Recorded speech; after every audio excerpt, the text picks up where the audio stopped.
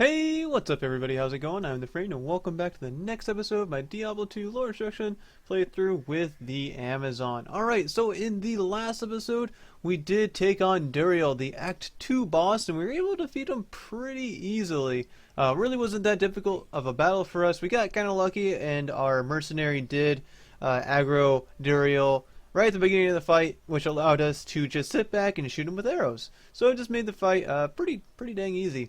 But anyways, in today's episode, I think I'm just going to kind of go over just a few things here before we start Act 3, which is where we're at, actually. Hey, we're here in Act 3, which is awesome. And first thing that we got to do is we got to talk to this guy. I'm not even going to try to pronounce his name. I'm just going to click on him. And he says that the Dark Wanderer is here in Kurast, or he has just left Kurast, and a variety of different things. I don't really feel like going over all of that, but we actually don't have any quests at the moment. We actually don't get our first quest until we find a boss pack or a unique monster pack and get the it's like a little statue. I forget what it's called, but we won't get a quest until we find that guy. But we'll go over that a little bit later once we go out and start doing stuff.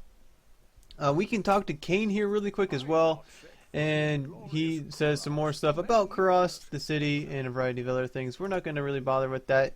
You know, if you're playing the game along with me, feel free to, you know, listen and get a little bit more of the backstory to the game, which is great. I've played this game a million times, so I'm just not gonna do that right now. But as you can see, I have a lot of experience in my experience bar. That's because I am level 29, almost level 30. I figured I would wait until I start recording to get that level 30, because that's when I will that's when I'll get a little bit more of a power spike. So I wanted to wait until just before, you know, really just before.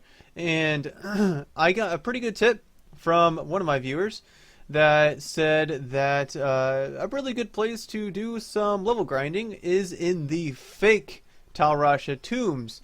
And I figured I'd check it out, see if it worked pretty well, and it did. You know, that's where I went. I did some level grinding there. Got myself from level 26, I believe, up to level 29, almost level 30 here. Was a pretty good bit of advice, so I'm gonna pass it on to you guys. You know, if you are looking to do a little bit of level grinding at this point in the game, go ahead and use the fake Tal Rasha's tomb. You can get some pretty good XP from those, as well as items, because they believe all of them have golden chests in them, which, as you know, give a lot of different items, especially if you're playing on Players 8. So what I kind of want to do here in today's episode is maybe head out here. First thing that will happen is, whoa, it's the Dark Wanderer, which is actually Diablo in disguise. Still in his human form, hasn't quite changed into his big red scary form yet, I guess. And then he turns into these guys, so I should probably just kind of sit back and let my mercenary kill these guys. And that's what I was kind of hoping would happen, is that I would get level 30 here just from these guys. Kind of glad that happened. We're gonna head back into town here really quick and put my points somewhere. So I haven't put any points anywhere since level 26. So pretty much what's gonna happen, everything into dexterity, just like always, because I want the damages. I don't really care about defense, and I don't really think I need much strength at the moment, because I don't really think I'm going to be upgrading my armor anytime soon. Probably not till level 27, I believe, when I get a different rune word. So, you know, that's not for a while. So we're just not going to worry about it. Throw everything into dexterity. Boom, everything, all 20 points into dexterity. Sounds good to me. Alright, so now we also have 4 points that we can allocate into our various skills. So we're going to go to our passive tree here, and we are going to get Valkyrie and Pierce. These two are very important for the Bowazon.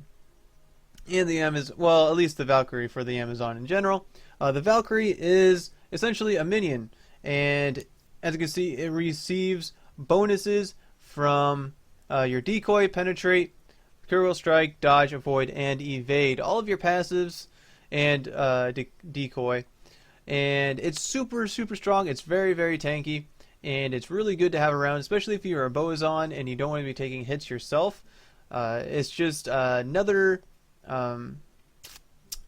party member, I guess you could call it, that you can have out there to tank damage for you and take aggro from monsters. So this is very, very beneficial. We most definitely want to pick this up. The other is Pierce. Okay, so for Bowazons, this is a really important skill because this will allow your arrows to pass through enemies, or it'll give you a percentage of a chance that your arrow will pass through an enemy.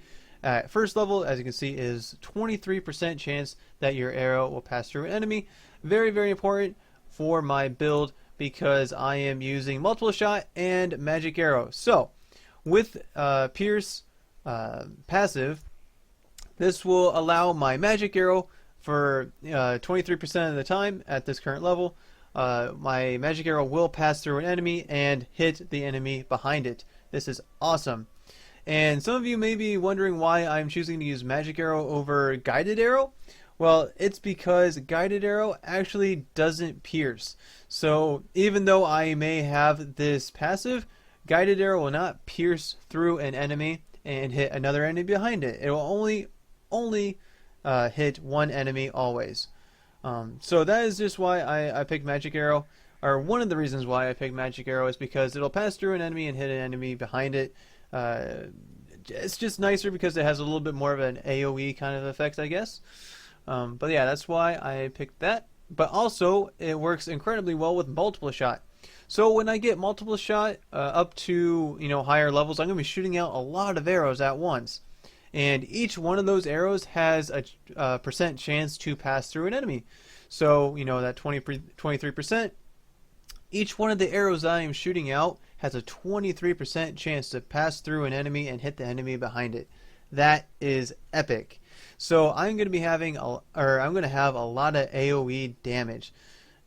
So right now, what is this at? It's at 5 arrows. So those 5 arrows that I shoot out, each one will have a 23% chance to pass through an enemy and hit the one behind it. It's awesome. It's great. And I think what I'm going to be doing is I think I'm going to actually put these last 2 points that I have right here into multiple shot. Just go ahead and get those in there. Get that up to 7 arrows. 7's a pretty good number. I think I like to get it up to around 9 or 10. Gives you a pretty good cone of area damage. So I'll probably put maybe 2, maybe 3 more points, I don't know, into this, and then I'll just start pumping Critical Strike and Pierce to get those up. But that is all my points for right now. And since I am level 30, my damage went up just a little bit more, which is good. Not a whole lot. And I won't be getting a new weapon or bow or anything else for a little while now. I'll probably be sticking with this for just a bit longer until I can get a slightly stronger bow. Maybe I'll remake the Zephyr. But I'll be sticking with this for a little while. So, still, the Bowazon is probably one of the lower damaged characters, character classes, or character races in the game. But with multiple arrow, it kind of, with the introduction of Pierce into my arsenal now, my damage goes up a little bit more just because I have the ability to hit more enemies at once. That AoE effect is really, really beneficial. But I think that is pretty much all I really wanted to go over here in today's episode. I think I will actually end stuff here because I'm expecting this act to actually be a little bit harder to record just because it's so random. Like, it's probably the most random act in the game, which makes it a little bit harder to make videos because I like to do certain sections of the game in a whole entire video.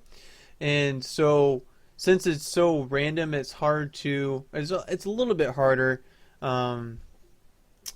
to just make a concise video. So I'm going to try. I want to get these things said in today's episode, and then in the next episode I'll take on the Spider Forest, which is the first area that you get to here in the first act. Hopefully I'll be able to complete all that I need to complete in that episode.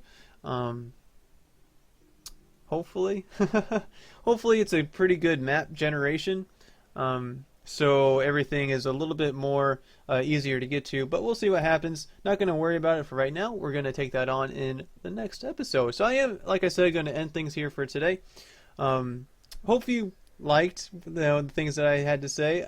Not a whole lot of action happened today, but I needed to get some information out about a variety of different things.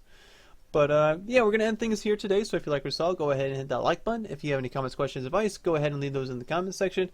If you want to stay up to date with what I'm doing here with my Diablo 2 Lore Destruction Let's Play, go ahead and hit that subscribe button. Also appreciate it if you want to my Facebook page and my Twitch page and follow me over there. But until next time, hope you guys have a wonderful day, and I'll catch you all next time.